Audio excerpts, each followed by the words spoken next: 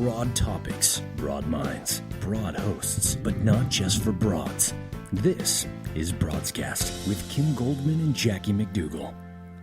Welcome to Broadscast with Kim Goldman. And Jackie McDougall. I'm just causing a ruckus over here. So Kim just pulled her mic across the table as I was starting the show, and it sounded like I don't know if it was thunder or like buildings collapsing. Yeah, that's my new theme. That's my new theme music. Your new theme song? Yeah. Mm-hmm. That's a great question. What if you had a theme song? We've talked about this before, that there's a whole episode of The Family Guy that does with Peter having a theme song. It's hilarious, just for those of you. What was his theme song? I think I've seen that one. Wasn't it like in the early days? Yeah, I don't know. It was one of my favorites. Do you still watch the show? I do. Yeah? It makes me laugh. I like the one. Isn't that the show that actually made fun of your dad's mustache? I do. I do watch the show because it's so inappropriate and and yet nobody's like fighting against it. I'm so tired of all of the bashing on everything and like just how a couple days ago on DirecTV, the Fox News channel and a couple other channels were blacked out for there was like some technical difficulty, and people were like up in arms that the government has come in and shut the station down, and they're trying. I'm like, really? Like, can't it just be that there is a technical difficulty and not have it be this huge conspiracy? It's huge. I'm so exhausted. You are. I am. I just so. It's funny because when we started the show, I think I was the more politically correct one and remain the more politically correct one of the two of us. I'm going to turn you. But at the same time, I've like kind of dropped it a little bit because you're right. There are plenty of things that we could talk about and why the internet has made life so serious. I mean, on the one hand, we're sharing cat videos. Right. and silly memes about whatever, crazy things. But then on the other hand, we're ready for that next post. There could be some mom in, Omaha who pens a post about parenting and doing something that people deem irresponsible or incorrect or whatever. And it will become the biggest deal on the internet. Yeah. Do you know what I mean? Like, which is amazing that we have a voice like that.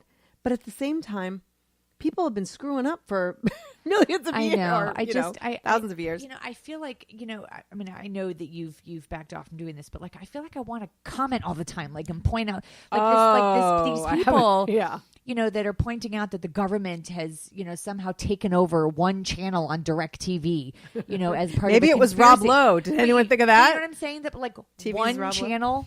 And then I'm thinking, yeah, that's the one they're taking. But like Fox News has a couple of, and like I wanted to show that it didn't go out on my TV, like, and I want to engage because I'm thinking this is like, it's ridiculous. Right. And by the way, like we all have different carriers who have different deals with different networks. Yeah, and sometimes it happens. Like there's a blackout or there's a technical, whatever it is. But like the fact that people like rush to judgment and they're so quick. I mean, I don't know. I'm exhausted. And now like, with the election coming tomorrow, oh my gosh. I mean, it's like everything's being expedited in terms of like, crazy. The hate and the crazy and, all of these conspiracies, like people, like there's a whole movement right now that you can text your vote in, right? It's incorrect.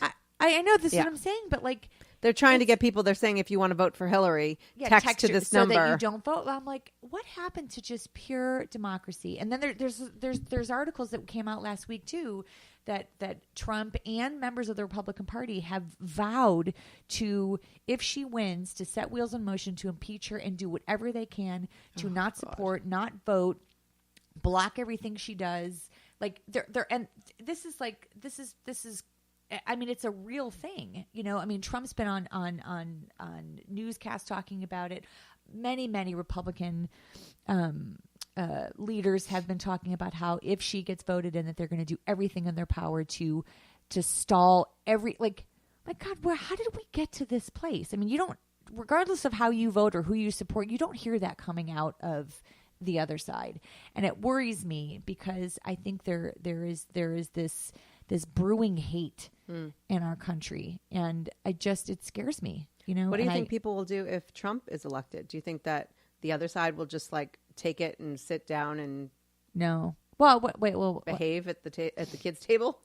I think that, I don't know. I don't, unless I'm ignorant, I don't hear as often Democrats vowing to not work with the other side. You hear that a lot from Republicans. I mean, even when the gun votes came up, they said they will. I mean, even with the Supreme Court, Supreme Court nominee, they said they were going to do whatever they could to block it. Well, that's unconstitutional, as Trump, his whole campaign is about following the Constitution. Well, right. So I don't hear that as much from the Democrats, like vowing to just thwart every possible thing. Maybe they do, and I don't hear it. I don't know. It's selective listening, I'm sure. But I don't know. I don't think that's in the Democrats' wheelhouse to block every single thing because it's coming from the other party. You hear that a lot from the Republicans, and that's historical. I mean, I've been reading, and that's not new. Right. It's just I'm over it. Like, how do we expect anything to happen in this country if we just all stand our ground and refuse to see what the other side is thinking, refuse to compromise, refuse to negotiate, refuse to come to the table at all? How do we expect anything to change, regardless of what side you're on? I just feel like it's horrible right now. Horrible. Yeah. I don't know. I don't think either side is listening. I mean, here's the thing. I think Trump is repulsive and despicable and all the other things that I could come up with, but there are people voting for him, and so I've tried to take the last week or so to find out more where he stands, which I can't for the life of me find out where he stands on anything that actually has any sort of significance, that aren't buzzwords, right? So I don't really know. But even like Ann Coulter, who I find to be equally repulsive, right? Wrote a piece last week about, her last ditch effort to elect Trump, right? And to humiliate the media, I believe it was.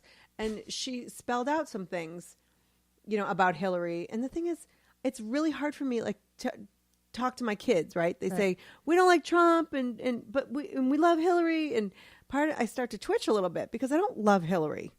You know, I don't think that there's anybody, I partially joke that I would never vote for anyone who would actually, or anyone I'd want to vote for would never run for president. Right. Because I think people who run or want to do things for the right reasons aren't necessarily politicians. Right. And so Hillary did not go from where she was to today without making some questionable decisions. Right. And Bill Clinton, like, I don't know what happened there behind the scenes too. But I will say, so there were some things that she had spelled out that I was like, wow, that's pretty bad. But at the same time, every time someone's arguing against Hillary, it's like, because of her husband, right? Or because she has literally in this same post or article, Ann Coulter says because Beyonce supports her, right? And the way the things that Beyonce sings about. Here's the thing with Ann Coulter, though, you have to be careful, is that she creates history. I mean, she's not always quoting from sources that are reputable. So when she makes those comments, I mean, she's been refuted. Historical fiction is fascinating. Well, that's what I'm saying. I mean, Ann Coulter, is not somebody that I would. I am totally open to hearing both sides, but not from her, because she is just. Oh yeah, she is. She's not going to. No, but I'm just telling. Yeah, I'm just saying. Please don't write or comment that I'm suddenly listening to Ann Coulter. I know. I'm trying to listen to all sides to understand, because I think if you don't understand where the other side or where other people are coming from, like from one extreme to the other, because I'm in the middle. Like, I think that the Republicans have a lot of very sound ideas, but I don't think Ann Coulter is one of them. Well, it's interesting, and I there's a website that says I'm with.org or something, and we'll have to look it up, but you can put it's just to help you figure out what all the propositions are, and but it's not I'm with her, it's I'm with you.org. Is that what it is? And you can put in they ask you questions about the economic. Nope, that's not it at all. We'll figure it out. But I do this every election just so that I can like put in my opinion. They'll ask you questions about things that are coming up on the ballot and things about different social and economic issues to see where you fall. And I took this quiz. I did the very best I could. I love a quiz. Yeah. Well, it's a quiz to help you vote, right? But you can answer as many questions. You can skip some. You can answer as many. It's about social, economic, global warming, immigration, local propositions, etc. And then you hit the submit button, and then it tells you like who you most align yourself with. Oh, is it I side with? Is that what it is? I don't know. I don't know. And I took it, and I was like, oh my gosh, what if I?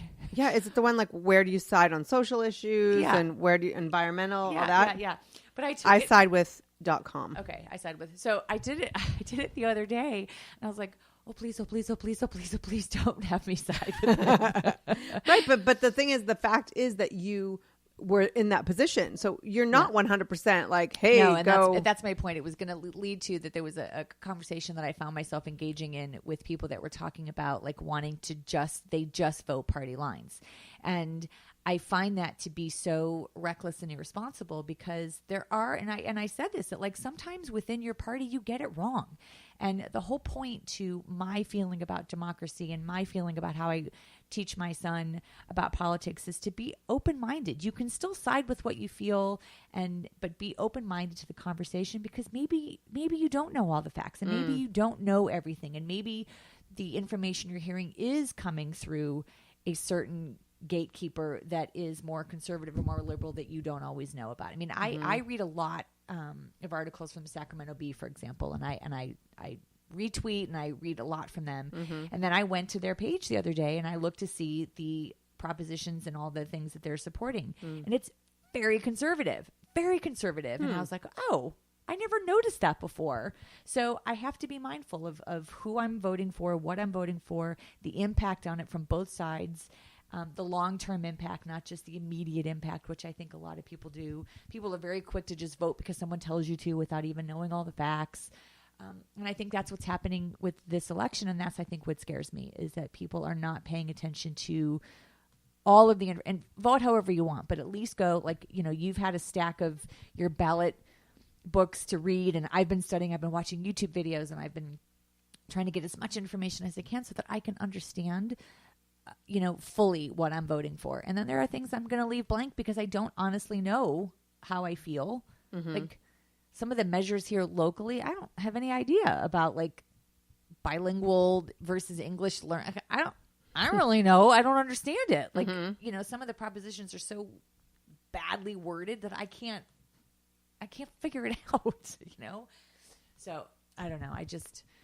But all of these ads to just freak people out and scare people and I just this hate mongering, it scares me because people, like you said, they are voting based on emotion, not necessarily voting based on fact or like being able to read up on a topic. Right. I started taking your quiz, and while we were it's sitting very long. Yes, I know. I was like, "Hello, we're doing a show here." I totally forgot. Yeah. Hi, you're listening to Broadscast. Yeah, really. Yeah. Don't do the quiz now. Yeah, I know. I didn't realize how long it was, so I did about half the quiz, and so it's just Yeah, but you have to, when you do it, read. There's a couple questions, then I'll say ask you more, and then do the follow up. But listen. Okay, yeah, I'm. Yeah, do it later. But so far I'm with Jill Stein, so we're moving on. I was too. I was actually with Jill Stein in a lot of things too.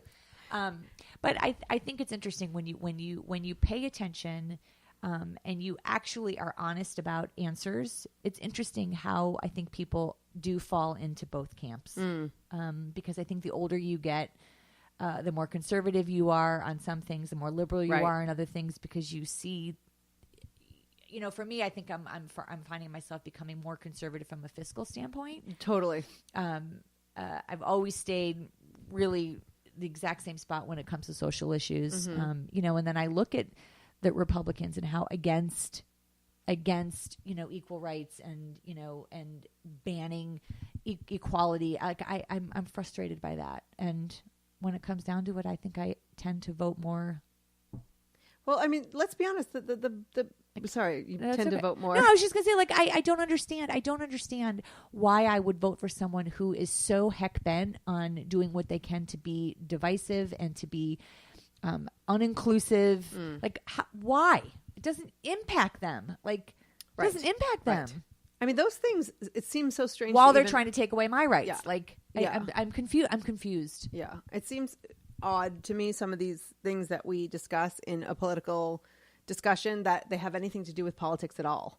Do you know what I mean? Right. Like people's personal lives that don't affect others. Well, that's what I'm saying. Like, I give me things to vote on as it relates to my long-term Medi-Cal or Social Security or immigration, like blah, blah, blah. But like, really, why are we voting on whether or not you get married? And like, right. And like, Donald Trump is vehemently opposed to homosexual couples adopting. Like, why? Well, here's the thing. If you're just listening to us, first of all, we're very strong in our opinions, but I do not believe that my personal spiritual beliefs have any right in a public, like, separation of church and state, right? Right. That being said, I am pro-choice because I don't believe that we need to monitor. I mean, what kind of country is this that was suddenly we're like in charge of what people do with their bodies, right? So, but at the same time, so say you're pro-life and you fight for these people, to not be able to make, overturn Roe v. Wade. Right. And so then more babies are born, but now they can't be adopted to gay couples. Right. What the hell do you want to happen to these children? And you don't want to support... seriously. I'm asking you people, what the hell do you want? And you want to remove any kind of social program that would help provide additional support. Yes. Now, granted, I support the welfare system. I think there are absolutely some things that need to be tightened up. I think people take advantage of it. It's broken. So... But that's what I'm saying. Like, I don't understand, and I'm confused by it, and I'm frustrated. They're the same people who are going to hold up picket signs and scream at them for mooching off the system or for not doing that. Like, there's a reason that some people choose that avenue. It doesn't matter if we agree with it or not. Right. It just doesn't make any sense. If you're the person who's going to be, no, that should be absolutely illegal. But when you have that baby, sorry. Yeah. Like, what? Yeah. I know. And I think I want to bang my head against the microphone right now. I know. But that's what I feel like people don't entirely pay attention to. And then I watch and I see the polls and how we are this close in these two candidates, right before, and I'm shocked. Are we this close? Well, I don't know. It depends on it depends on if you believe the polls are rigged. Yeah, first of all, I don't know anyone who's been polled. When they're in his favor, they're not rigged. When they're against him, it's rigged. Right. I know. You and I talk about this all the time. I've never been asked to participate in a poll. But I think it's crap. And the thing is, I was joking online the other day, like, all these 33,000 missing emails from Hillary. I found them. They're in my inbox asking me for money. Right. I gave her $7. Right. But they will not stop.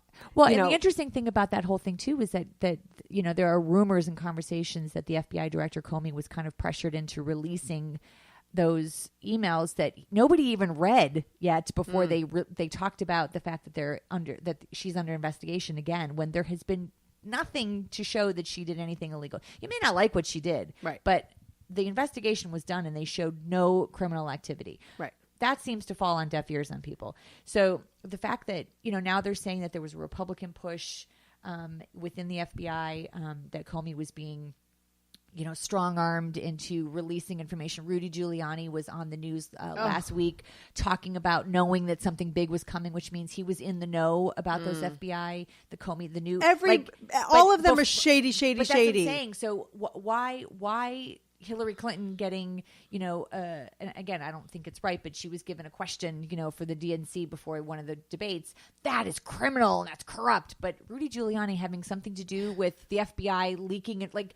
That's no problem. Right. Like, the double standards, it's just, I'm like beside myself. And I'm exhausted and I'm angry and I'm scared. And it's the first time in a political race that I feel this much emotion and an unnerving amount of it. Like, it's just, it's bizarre to think that the world could end tomorrow. Well, and the thing is, let's be honest, like, if Trump were elected, I don't think the world's going to end. Teasing, yeah. I know, but at the same time, are we seriously going to elect the guy from Celebrity Apprentice who was fired off his own show? Like, do you know what I mean? Like, are we really going to elect a guy with a catchphrase? You know, listen, who gets in Twitter wars? Like, people wake up. Well, this is what you and we've talked about before, and you just said it. You know, you don't want the people that you would want to elect wouldn't run for politics, right? So I strongly feel that I don't know that politics is always that you always need to have a career politician running for an office. Right. I'm not opposed to someone coming in with fresh ideas, a new approach, but and I've said this all along, he doesn't evoke a sense of calm, evoke a sense of peace and leadership and partnership and all the things that you want. He divides us. And that's what I'm saying. So, you know, all the apprentice stuff and the celebrity, like, I get it. He lived a life. Right. He lived a life. Look at Ronald Reagan, right? Right. I mean, he was an actor. That's what I'm saying. He lived a life. So I can't hold him, like, whatever. That was the life that he chose. But in his current position, running for a political office, he has not deviated one bit from being a narcissistic egomaniac who is incredibly divisive. And that's not what I want out of my leader, regardless. At least he's consistent. You know what I'm saying? Yeah. No, actually, he's not. He's been entirely a flip-flopper his entire true. race. I was just being with the crazy. But I think that's the part that, like, I can't. And the fact that he's this close tells you where we're at as a country, and I think that's the part that frightens me too. That he has awoken. I mean, the fact that the KKK supports him and they're actively campaigning on his behalf, like, you'd think he'd be like, "No, I'm good. Thanks for the support, but no, thank you." But you know what I'm saying? Like, that is shocking to me. But what's equally as shocking is that who are our neighbors? Who's in our community? Who are we living amongst? Like, it used to be that you'd have your own private beliefs and feelings and, you know, things happening behind closed doors. And now everybody knows everything, and we're all ready to get on and judge. Right. You know, it goes back to when we started the show. It's like, we are all just hyper, like, on the edge of our seat, hyper aware, hyper, like, ready to just battle. Like, you know, you commented on a community thing. Right. So somebody in the community was talking about these California measures, the props and such. Right.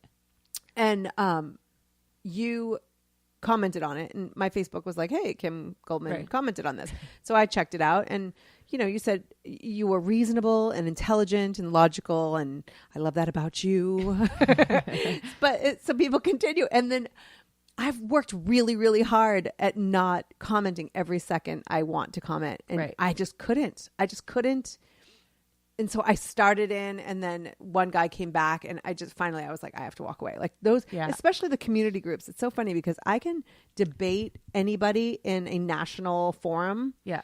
But when you bring it all down to who lives in your community, I actually have to, like, turn off notifications because I don't want to know the thought process and the attitudes of people in my own neighborhood. Do you know what I mean? Well, our community is very conservative, but it's not even like I love some conservative people, have huge respect, like, super religious, super conservative, do not believe what I believe, you know, and we agree to disagree. Well, that's the difference. You agree to disagree. These people that I'm in these community groups, they are looking both sides. Yeah, totally. It is a bucket of crazy of people just wanting to bash each other. And what happens when you're at the local grocery store or at school? Or it does not create a very united front. You know, the interesting thing, and if you're just tuning in, we're getting all... This is not the political hour, but it is. Here's the thing, you guys. After this show, I'm hoping that we're not going to talk about politics so much. Oh, God, no. If it's not over. Okay? So if you want to tune us out, like, come back next show. You're listening to Broadscast with Jackie McDougall and Kim Goldman. But I think what's interesting about even just our community, because it was about some local propositions and which I feel very strongly about. State ones, right? Yeah, state ones, sorry. But I was really hesitant because there was a part of me that's like, I don't want to engage. I don't want to engage in this. Yeah. But then I'm thinking, but they're misrepresenting facts. Correct. I mean, like, crazy off the charts misrepresenting it. And I'm like, I can't have these people out there voting because they're going to screw it all up because they don't know what they're voting for. And so I tried to go in a reasonable, way to try to point out, like, I just vote how you want, but read it all the way to the very last sentence, because there's lots of things that are hidden in some of these propositions that people don't pay attention to. So vote however, but do it because you put thought into it, and then be done. Like, I'm cool with that. But to blatantly just not even read, not understand, I mean, misquote, misrepresent, and then still vote. And then also say, here, I'm going to supply you with a list of these questions and a little description about them, Right. and then to post or paste Right. the one side, and it was the Right. liberal side, Yeah. like that they had come together as liberals Right. and come to these conclusions. Right. So it wasn't some like unbiased. You cannot say I'm going to post more information on these questions and then post your opinion. Right. Like, Right. that is not more information. What's I feel like been the View interesting- right now. I know. Oh God, that I would never be get like this. you turned me on to that website, or that's a special group online called Pantsuit Nation. Oh, yes. Right, Pantsuit Yes. Nation. So I've been getting all these alerts, but one of the things that I was really interesting is was a woman that posted the other day that she was hesitant to display her support for Hillary Clinton because of fear of backlash. And I think that has been something that, I mean, I wasn't raised to talk about politics, religion, or money, right? Like, you're not supposed to have those conversations. But I feel like there's a really a fine line between wanting to have conversations about things that I think impact so many of us, but the fear of retaliation, Right, and the hostility. Like, I'm afraid of it. I am too. Like, I've been really afraid to say that I'm voting for Hillary because people like come at you like with such venom, and I'm like, wait, I don't do that to you. Like, I just Right. tune you out. Like, if you Right. vote, like, but I'm open to hearing why. But ultimately, I mean, I'm going to just vote how I feel strongly about voting. But the hate, I mean, the voter intimidation that's been happening, people have been talking a lot about. There was something that I lost the post the other day, but there was something in some Catholic or Christian post about voter intimidation, right? And you'll go to hell, or like it was some. I'm like, wait, what? Yeah. What is happening? I know. It's crazy. But, I will say that this election, I think we tend to forget how far we've come. And there was this one woman that I had mentioned to you offline, but, she's like 66 years old. She's in this group, right? And she talked about having an ectopic pregnancy when she was 19. Oh, right. So if you do not know about ectopic pregnancies, like, that is not a pregnancy that can go to term. Like, that is not Right. it's not going to term. There's no child going to come from that, right? So 3 months in, they admitted her into the hospital to die because at that time, abortion was illegal. correct, even though that was not a viable Right. pregnancy. And so her parents put her on a plane to England and asked a cab driver to take her to the nearest hospital so she could actually survive. And so, and then, she was 19 years old. So let's not go back. I mean, now we have Trump saying, yes, you should face some sort of consequence. Many people who have to make that choice do face a personal consequence. Right. We cannot judge other people's, like we can judge all we want. That's what we do. Right. But we cannot create laws just because of our feelings and our beliefs. Right. We need to, it needs to be for the greater good. And I think that's where we've lost sight, is that we want these laws based on my personal beliefs and choices and values, Right. and not for the greater good of our country. I even wrote that in my post. I said, think about to not view it from all sides as irresponsible and reckless, because a personal opinion and listen, we all vote sometimes with personal opinions with what your experiences are. I totally get that. It is impossible. It's just like asking a juror to leave all of their personal experiences at the door before they walk into a courtroom. It's virtually impossible to shut your brain and your heart off to those things. But sometimes there are things that come up on a ballot that really just speak differently to your religion, and I get it. But from the big picture, like, how does a gay couple adopting a baby impact you if you're against homosexuality? And by the way, it's not like a gay couple or the biological family who will love that child. You know what I mean? Right. It's like when you compare. Right. I think people, that's such a bad thing. Well, okay, what's better, the group home? Right. Or like, that's what I'm saying. So like those kinds of things, like how does it impact the greater good, us as a whole? Like, and so those are kinds of things that I think that I don't know. I get stuck between freedom of speech and freedom of choice. And then I also think that there is just freedom of ignorance too, that sometimes right. Absolutely. takes precedence. Hey, so we have to go to break, but we are coming back. We're going to totally flip the show on its head and get a little more positive and fun. And we're going to talk to celebrity hairstylist Dean Banowetz about his new book, which I think any parent wants to know about. So, well, because I'm pulling my hair out so he can help me put it back in and make it pretty. Stay tuned. We'll be right back. Subscribe to Broadscast on iTunes. Welcome back to Broadscast with Kim Goldman, Jackie McDougall. So we're totally I love that we're getting off that political craziness. Yeah, you missed it. We were feisty. We were on fire. So our guest today is Dean Banowetz. He is the Hollywood hair guy. He's a celebrity stylist and also the author of the Dean's List of Daddy Do's. Welcome to the show, Dean. Thanks for having me. Hi. Well, I've been wanting to have you on the show for, I don't know, ever. So I love that it's working out. So, Dean, you are on Dancing with the Stars. You did Grease Live. You do So You Think You Can Dance. Correct. And I know I'm like, so you think you can, all the reality shows. But I have to say, my favorite thing is the story of how we met. Well, it's a very impressive story. And I hope you haven't met anybody else the same way. Nobody that I haven't slept with. No, I'm just kidding. Sure. What happened? I don't think I know the story. But so what year was that, Dean? 2000? It was 2000. And it was February of 2000. And Dean was just a little Iowa boy coming to the big city of Los Angeles to find his dream, right? Of just teasing some television hair. And he was hired at Extra to work with some people over there. And one day I'm walking by the hair and makeup, and there's Dean standing outside. Was he naked? I mean, what's the hook here, people? No, I was just standing outside the hair and makeup room in the hallway. And what did you say to me? I could do something with that. No, you tell it because it's better coming from you. No, I don't know what you actually said to me, but from my angle, it was like, "Hi, I'm Dean. I'm from Iowa. You want to be friends?" and that's pretty much how it went. Yeah. And next thing you know, I was sitting in his chair, and we've been friends ever since. So I'm very excited to have you on the show. No, it was a good intro. It was. It was a good intro to our friendship. Absolutely, and it has continued since. And I've met lots of amazing people through you. So before we get to your book, which is fantastic, the Dean's List of Daddy Do's.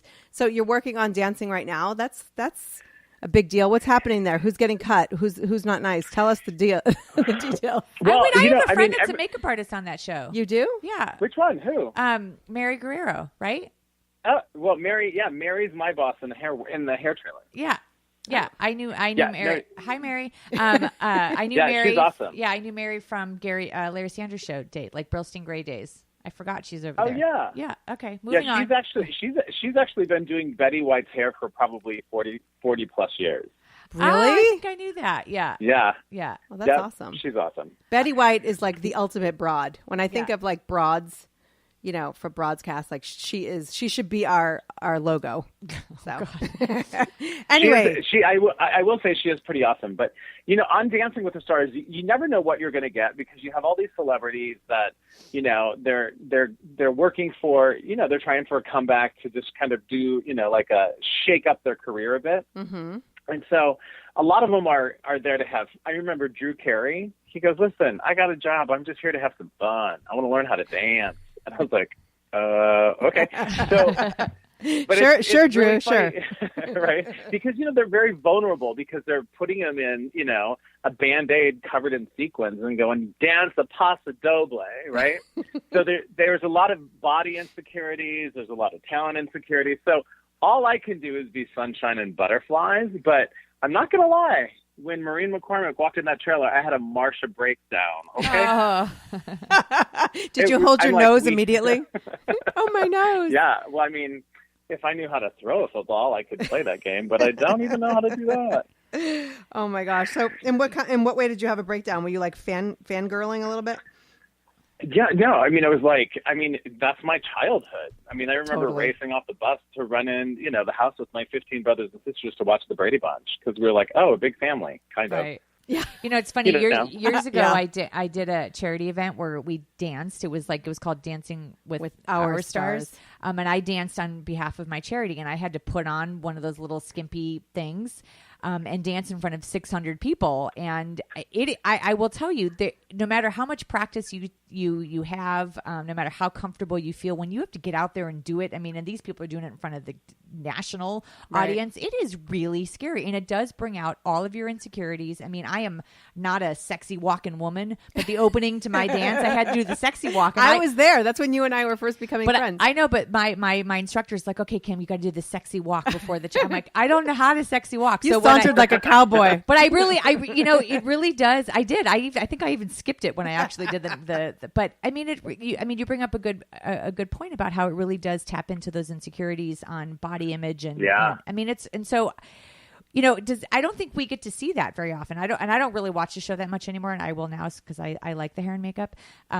But what do you like? Do the celebrities talk to you about some of those things when they're sitting in the chair with you? I know that's like truth serum when people get in the hair chair. Well, do you know what it is? And everybody handles pressure and stress differently. I know when I was doing American Idol, like Kelly Pickler would never shut up, but Carrie Underwood would never say a word because they're just trying to process their own emotions.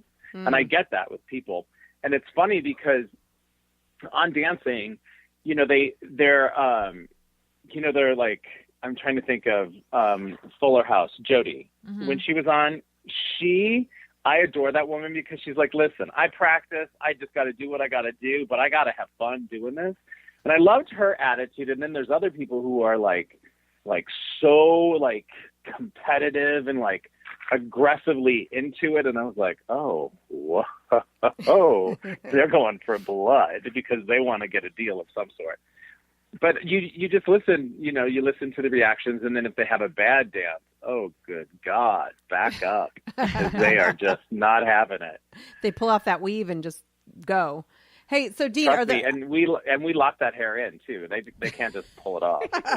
That must be interesting. So, in all of your years, like on Idol and on Dancing and all the other places, Extra, who do you think, if you can think back to somebody who maybe wasn't as well received by the population, but you were kind of surprised by that. Like you thought they were really, either talented or just a really good person that people missed the boat. Well, it's funny because a lot of them try to play, they either want the Simon Cowell role of being bitchy or they want and being really mean, or they try to go for, well, I can't even say Paula Abdul because she look right too, but they kind of want that sunshine butterfly, they're the good person, that sort of thing. And I think they just kind of play into those things almost too much, where they're trying to be that aggressive nature. And all it really does is it does make you stand out, but not always in the greatest way. Like, let's just take Ryan Lochte. I know he, on Dancing with the Stars, he's a great guy, and I really did want to hate him, but and it was just like the first time I ever did Bristol Palin. I had to do her hair. It was my job. I get it. I'm not gonna sabotage her and make her look awful, but being a liberal gay man, that we don't really coincide. But I have to tell you, she was incredibly sweet and incredibly nice. Same thing with Ryan. And I'm like, the public doesn't see that because they're manifesting whatever it is they want the way people to perceive them, which is like the thinking just kind of is odd to me. Well, the media doesn't. Yeah, but the media doesn't. It's not doesn't sell as many papers if you show the fun, positive side of someone who's embroiled in some kind of. And people don't tune in. People don't tune in for that. People tune in for the drama, and so I think these people they feel like, oh my gosh, if I'm not some sort of caricature of myself, I'm not going to last. It's funny talking about Dancing with the Stars. Like there are times when they make the announcements of who's the lineup. I'm like, I don't know any of those people. Okay, so now I love that you said that, because when we do like the press junket, like the EPKs and other things that were the electronic press kits and everything else that we're doing, like the big photo shoots and that sort of thing before, or when we're doing the Good Morning America announcement where our call time's 1:30 in the morning, got to get everybody ready. And I said this to Mary Guerrero, who's the department head and runs the hair department. A person would come in. I'm like, who's the old guy with the cane? And she goes, that's Billy D. Williams. And I go, well, then they should stop showing all the pictures of him when he was in Star Wars when he could walk. Right. It's misleading. I can't. And then I'm like, who is this? And she's like, go do their hair. And I'm like, well, are they? And then I'm like, I don't know who they are, and I don't know what show they're on. And because it's an ABC, ABC driven show, they'll pull somebody from, ABC Disney, some, preteen. And I'm like, I have no clue. And I'm sure my nieces and nephews would lose their mind if they knew who I was working on, but I have no idea. That's sort of But sweet, it's constant. actually. Yeah. Yeah. Yeah. I watch sometimes. I'm like, I don't have any buy-in, I mean, and honestly, I like watching it just because I think the dancing's spectacular. And like, when I was doing my own dancing, I was watching so I could learn moves and like technique and stuff. But, Kim's like all modest because didn't you actually win that thing? I did, but, no, but I just mean, but like, it is a place for people to go and like resurrect their career. But I don't know. I just, yeah. Like what's Maureen McCormick going to do now that does she have a show? Like what's happening with Marsha? Well, now it's an opportunity for her to take a bunch of meetings and, get it all together. Yeah. I was just watching her tape a talk show, and she was talking about some upcoming maybe things. based on the fact that Martha Stewart and Snoop Dogg can get a show together, maybe Marsha and Billy D can do something together. Kim cannot get past. I can't get past Martha Stewart and Snoop Dogg. I'm sorry. She's texting me about it. She's like, she just cannot. She can't. I can't. Well, it's incredibly awkward. It's awkward to watch, and I know they're friends. But it's awkward to watch. It will probably be great television. The funny thing is I would watch anything Snoop Dogg does. I don't know what it is about him. So, all right. So let's get to the real meat of the story here, Dean. So the Dean's List of Daddy Do's. So you're doing hair in Hollywood, doing your thing. And then one day you're all like, hey, you know who I could help? Dads. How'd that happen? I could answer that so many different ways. I love a daddy. It's funny because, growing up in a family of, 15, I listened to my sisters and my sister-in-laws literally all the time complain about their husbands not being able to either or do the hair or just step up within, household responsibilities and child-raising responsibilities. And then I was doing, what was the show? A Little Big Shots, the very first season of it. And there are all these kids, and this one mother came up to me and she goes, how do you get that to stay? I have really tried blah, blah, blah. And I was like, I'll teach you this. And I go, but who usually does it? And she goes, my husband, because I don't know how to do it. And then I was like, oh, well, Daddy, and it kind of sparked, a lot of dads would love to take, have a part in their child's grooming if they just knew what they were doing. So I was like, I can help men. Right. And this is without using the Flowbee or whatever when people, No Flowbee. no sucking apparatus on the hair. So you decided to write this book, and I mean, obviously, we all have to come up with our marketing. But this book is not just for dads; it's for moms. It's for and not just for daughters' hair. Like my daughter's hair is shorter than most boys' hair, so I mean, sure. There are a lot of different tips in there. And so, like, what do you think is our biggest mistake or dad's biggest mistake when doing a kid's hair? Well, I just came back yesterday from doing the Rachel Ray show, and this was one of her questions. She was like, why is it such a trend? And I go, why is taking care of your kid a trend? It should just be, you know what I mean? It should just be common knowledge. But the other thing too is I think the biggest mistake is dads just kind of jump into it not knowing anything. And, if I've learned anything doing hair is the second a woman loses trust in you, it's done. And that woman can be 4 years old. And she's going to have an attitude and a mindset that you don't know what you're doing. So it's all about practicing. It's doing your, due diligence to make, an effort. It's like I teach dads how to braid hair using the cables on the back of the TV because there's 3 and they're color coded. Go in the workshop and braid the hair, braid the cables and act like it's the hair. So you can practice. Practice makes perfect. I love that. I love that you actually take scenarios that guys might relate with or relate to and apply it to the whole doing hair. Right, because I don't know that many women who can't snatch up their hair in a pony in like a second and be good with it and be on their way. But I can do that, but I can't do it on somebody else. But watching a dad do it is kind of hilarious. That's why it's for mommies too. Right. Yeah, I and can't it's, do hair on somebody else. and it's pretty sexy. And right? Yeah, I mean, you I know, just think a guy, being able to, sure, they're typically, stereotypically female, does like the kid's hair and this and that, like, but the times have changed, My son won't let me touch his hair. Well, he's also 13 now. I know, but he's very much in charge. I can't do his hair. He doesn't. I don't know what I'm doing. No, but that's good if he's in charge, because now he has a style focus and he has kind of an opinion about how he looks. Oh yeah. And so what kind of reaction have you gotten to the book from dads and moms alike? Well, and it is kind of interesting, because the dads are like, you know what, I do want to spend time with my kids, but it's just something that I never learned how to do, and it's not like you can take a class on it. And I go, no, I get it. So these are just, helpful tips and tricks. But I wanted to make the book a little bit different, and how can you make one book stand out from everything else? And so going through it, and I self-published through Amazon, so this is a whole learning process for me. But I was like, this book has to be in color because it's a hair book. And then I'm like, oh, God, if I do it in color, it's going to be too expensive. So I might have had a couple of martinis, and I came up with the concept that it should be a coloring book for the kids to keep them busy. Isn't that cool? So the dad can focus, on the ponytail. But just like you guys said with, when you have millennials and everything else that are just changing kind of the landscape of how we all communicate, every single coloring page, and I feel kind of like a social media press war, but I have all my social media information. Here's the title for this. Take a picture, tweet it, social media, talk about your kids and their artwork. If you want to, you can cut it out and put it on your fridge because it's not going to destroy the book.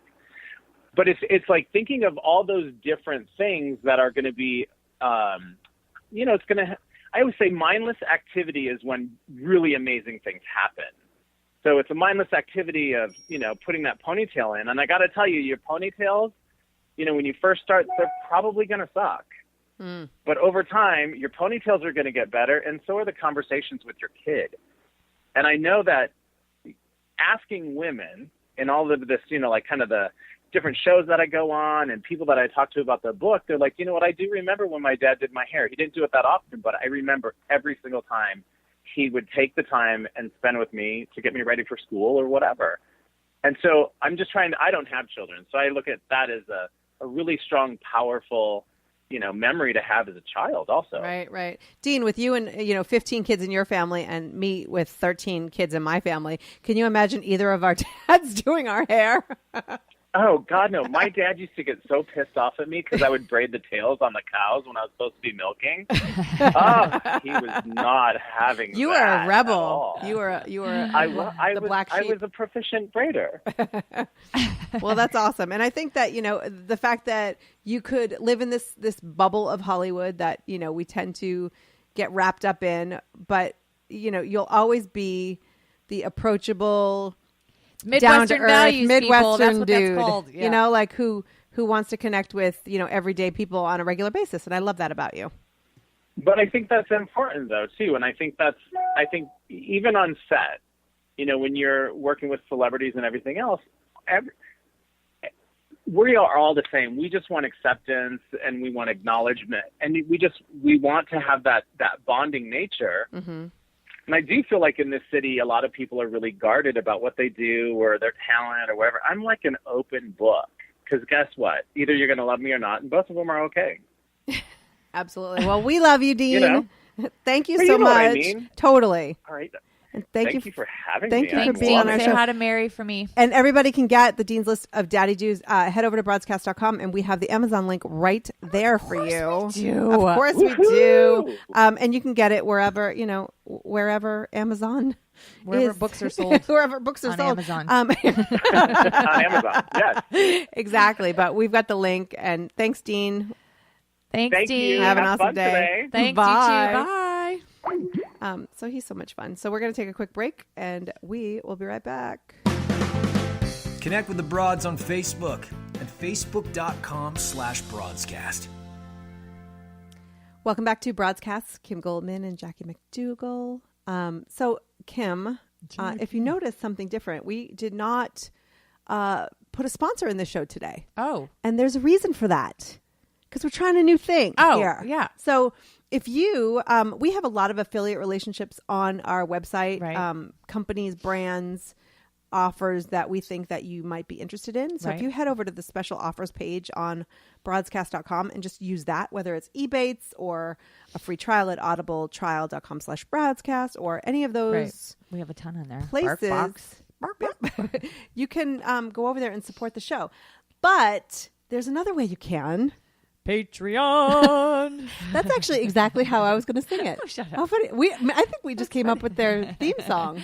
It's like their Expedia.com.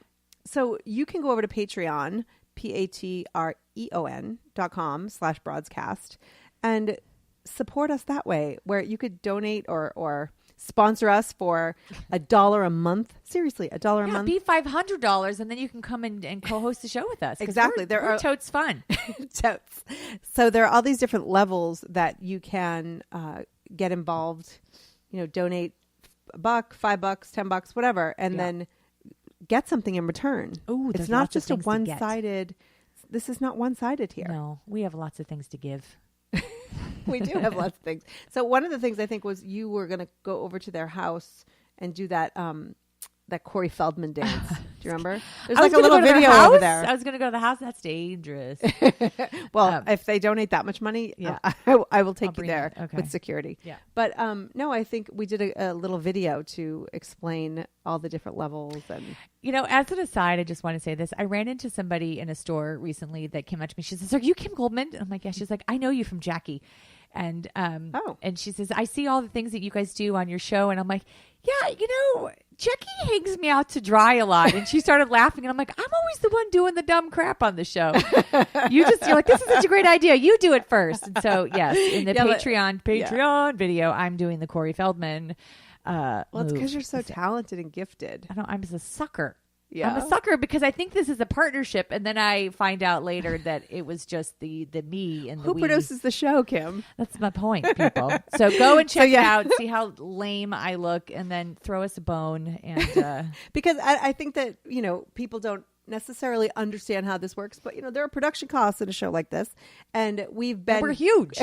Huge. Hey, we moved on to a new. Yes, we picked up a new station too. Yeah. Welcome, Palm Springs. I don't think that's how they talk there at all. Kim's rolling her eyes at me. I'm not. We should do video so that you can. No, I've already done my portion. I'm kidding. So, but yeah, that's why, because I produce the show, so I get to put you out there as the. That's an interesting theory. You produce a show, so you have content edit. Licensing. Exactly. But I'm always, have my head in the technical at the same time. Right. So I couldn't possibly do all those amazing things that you do. Right. So, but anyway. Passive aggressive. All right, people, in the last, no, I'm just kidding. In the last couple minutes of the show, we do know that we started out the show being very heated about the politics, but we do just support your civic right and your civic duty. Go out there, vote however you see fit. Just please take an interest. Voting, doing nothing doesn't make your voice be heard, regardless of where you stand on issues. Let your voice be heard and pay. But have somewhere to stand on the issues. Like, educate yourself. Yeah. We all need to educate ourselves to know what it is. Like, especially those measures, man. But, people always say that this is a very important political year. Every year is important. Every political campaign is important, even all the way down to district attorneys and people that you don't think have much of an impact on local levels. Your local city council, school boards, those all have an impact on your communities. Measures. The school boards for sure. Yeah, but I think we always said this is a historical rate. They're all historical, right? So make your voice be heard, and please be respectful of others' opinion. No voter intimidation. We don't need any of that. Oh no, so we're not having any of that. But do you ever notice, like, I know we have to go, that sometimes I'll be all ready to vote for somebody, and then I see who they're endorsed by, and then I'm like, oh, I should rethink this. Well, but that's what I said at the top of the show, that even within your own party lines, they get it wrong sometimes. There were some propositions that I'm totally against that the Democratic Party is supporting, and I have to take it into consideration. And that's what I'm saying: educate, educate, educate. Yep. And we'll talk to you next time. I'm excited to see. Oh my God! The next time we're on, we're gonna know who the new president. How crazy is that? Wow! All right. Have a great day. We'll talk to you soon. You are listening to Broadscast. For more from the Broads, head to broadscast.com.